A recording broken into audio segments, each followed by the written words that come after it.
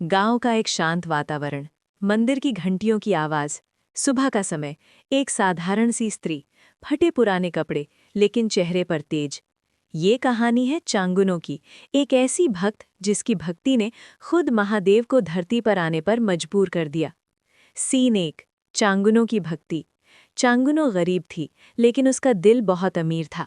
हर रोज सुबह 4 बजे उठती, गंगा जल लाती, जंगल से बेलपत्र तोड़कर लाती और मंदिर में जाकर शिवलिंग पर चढ़ाती।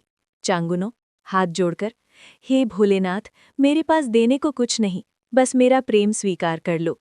वो खुद भूखी रह जाती, लेकिन भगवान को भोग जरूर लगाती। सीन 2। भगवान शिव का ध्यान। कैलाश पर्वत पर बैठे भगवान शिव उसकी भक्ति देख रहे थे। शिवजी मुस्कुराते हुए, पार्वती, देखो इस स्त्री की भक्ति, न धन न साधन, फिर भी अटूट विश्वास। पार्वती जी, स्वामी, इसकी परीक्षा लेनी चाहिए, तभी इसकी सच्ची भक्ति का पता चलेगा। शिवजी सहमत हो जाते हैं। सीन 3। पहली परीक्षा। एक दिन शिवजी एक बूढ़े भिखारी का रूप लेकर चांगुनो के घर आते हैं। भिखारी, शिवजी, बेटी, बहुत भूखा हूँ, कुछ खाने को दे दे। घर में बस थोड़ा सा आटा था जो चांगुनो ने खुद के लिए रखा था, लेकिन वो बिना सोचे सब भिखारी को दे देती है। चांगुनो, बाबा, मेरे लिए भगवान है, आप खाइए। भिखारी खुश होकर चला जाता है। सीन 4।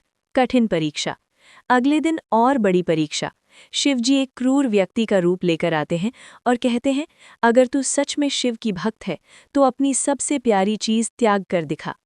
चांगुनो के पास कुछ भी नहीं था, बस एक ही चीज थी, उसका छोटा बेटा।